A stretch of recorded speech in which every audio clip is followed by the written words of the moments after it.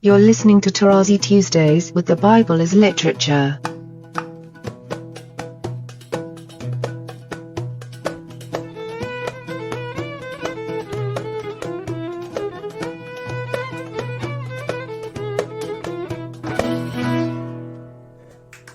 Hi, this is Father Mark Boulos, and you are listening to Tarazi Tuesdays with the Bible as Literature podcast.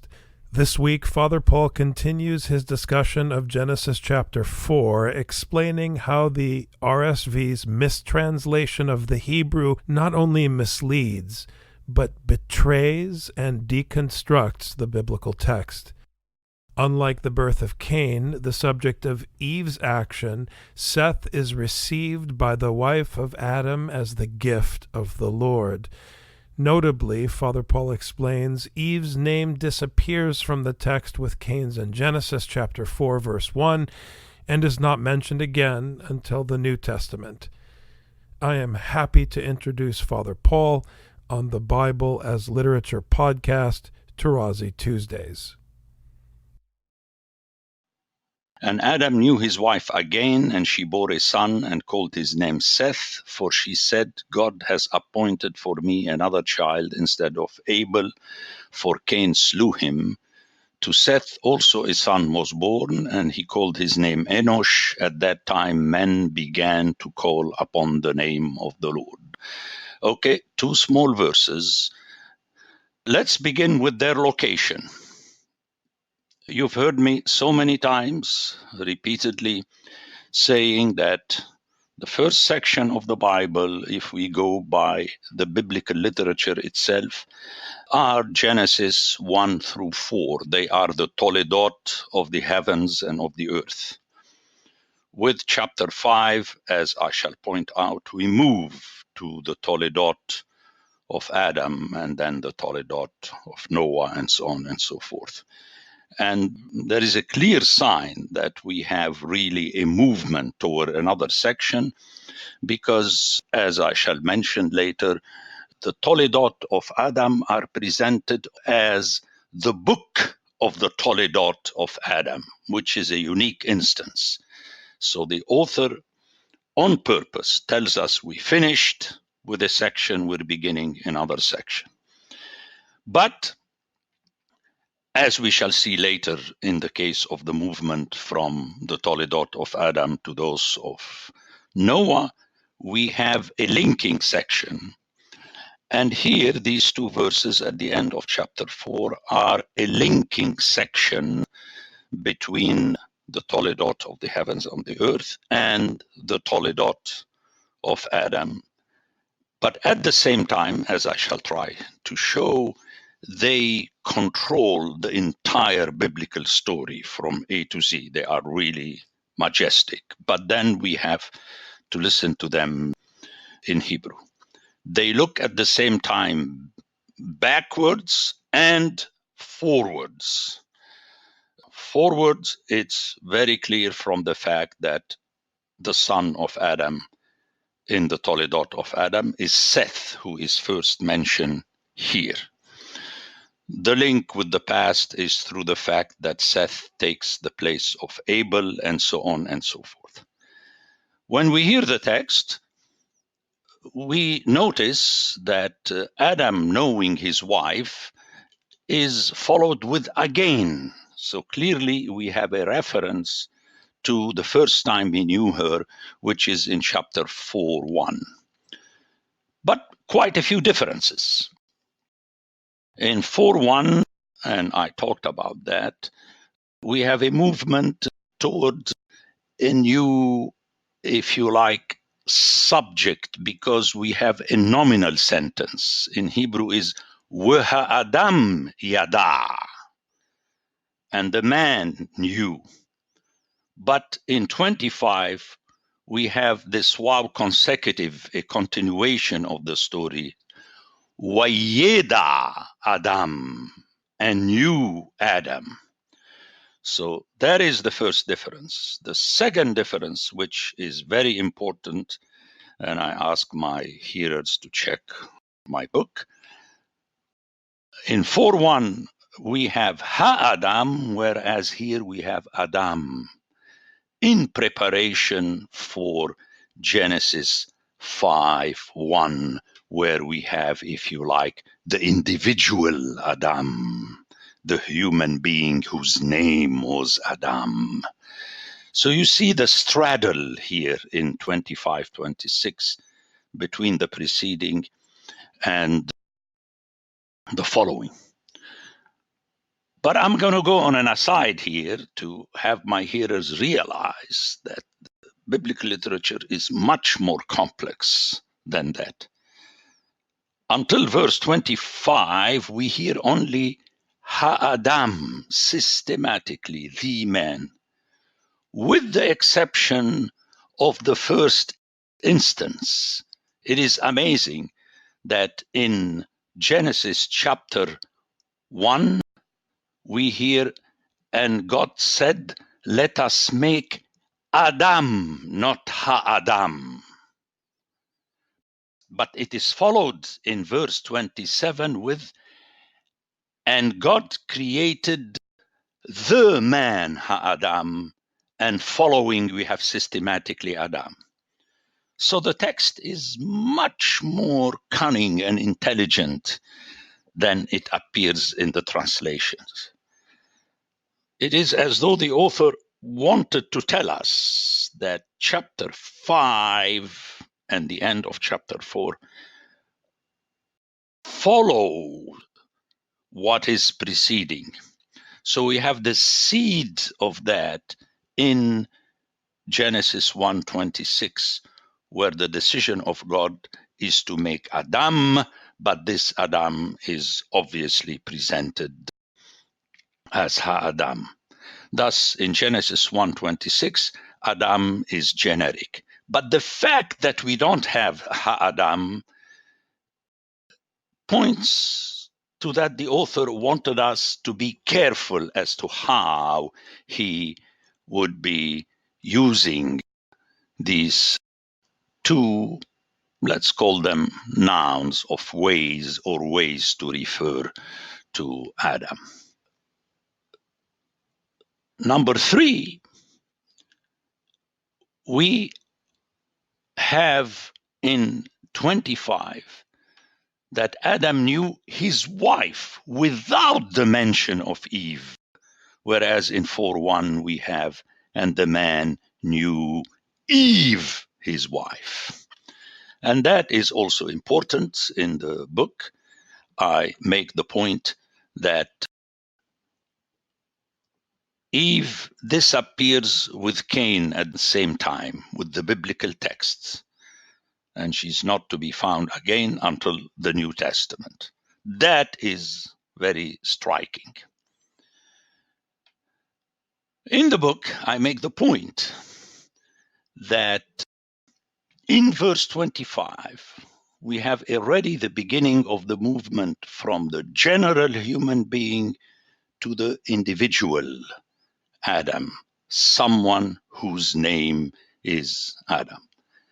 And that for me is extremely important because it prepares us to what is going to happen in the following chapters, especially in the flood, that ultimately we have a man and a woman, whoever they are, without necessarily mentioning of names. It's this couple that was launched right from the beginning as male and female, which is going to be so essential to speak not only of the human beings, but of the animals, where they are presented themselves as Ish and Ishto. It is striking to speak of the animals that they are couples as man and woman. Notice, it's not male and female. Male and female are two different words. So the author is pushing to make the reader ready to understand that the animals and the vegetation indirectly, with the human being, the human beings form one word. So we have someone called Adam who knows his wife, whoever she might be. Obviously, the again reminds us that we are still within the same basic original story. However, the wording is different, and in this sense, it is very important. And she gave birth, and again, this giving birth, we talked enough about that. It is the function of a woman as mother, not the man as the father. So the basic yalad. A son, and she called his name, very important. At the end of 25, we hear that at that time men began to call the name of the Lord or upon the name of the Lord. It's the same expression, kara shem, kara shem. Now, at the same time, we hear in Hebrew, that is the thing about the translations. In Hebrew, we hear the name Shem that is going to appear later as one of the three sons of Noah, whose Toledot is going to be picked up specifically in chapter 11 to introduce Abram. Again, people tell me that I'm stretching the issue. I do not think I'm stretching the issue in the book. I make the point that the Shem, as I shall make my comments at the end of 26, refers also to the name of God, just the name as we have it in Leviticus. And notice, it's the same combination of verb and complement. Kara Shem, call the name. The English in 26 adds, call upon the name. I understand that this is the meaning thereof. But in the Hebrew, we have the same expression. So what is happening here is very important. And the most important of all this is precisely that son of this woman whose name is Shet. Shet from the verb sheet, which means to posit, to appoint, to set. And she continues saying, because, as in the case of Cain. But let's hear the difference. In the case of Cain, the subject of the action is Eve, because I acquired a son with the Lord. But in this case, it is different, because Shat li Elohim, set to me God, appointed to me God. Notice Shet, the name, and in the verb is Shat. We have a play again. So she accepts totally her son as a gift from God, and we shall see the importance of that in a few minutes. The action, the subject of the action is God, and it is not Eve. And in this particular case, one begins to understand why the author eliminated Eve, because in verse 25 here, it is the wife of Adam without a name that speaks, opening the door for the rest of the story, where every mother that gives birth to a child has to offer her child as a bekor, the firstborn, to God to render him. The same will apply in the law to the animal kingdom, where every bekor has to be offered to God. So, again, I know I'm repeating myself, but here I'm going to do it more than ever. that we must listen to the text in Hebrew as it sounds. Not just, he again, the same person. No, that's not true. The text is saying what it is saying, and this culminates in that this Shet is presented as a gift of God, as another seed, Zera Aher.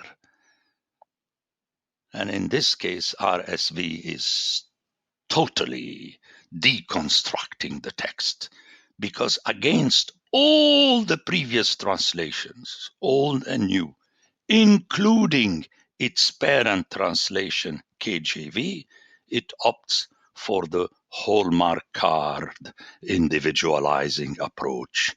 And we hear, God has appointed for me another child instead of Abel.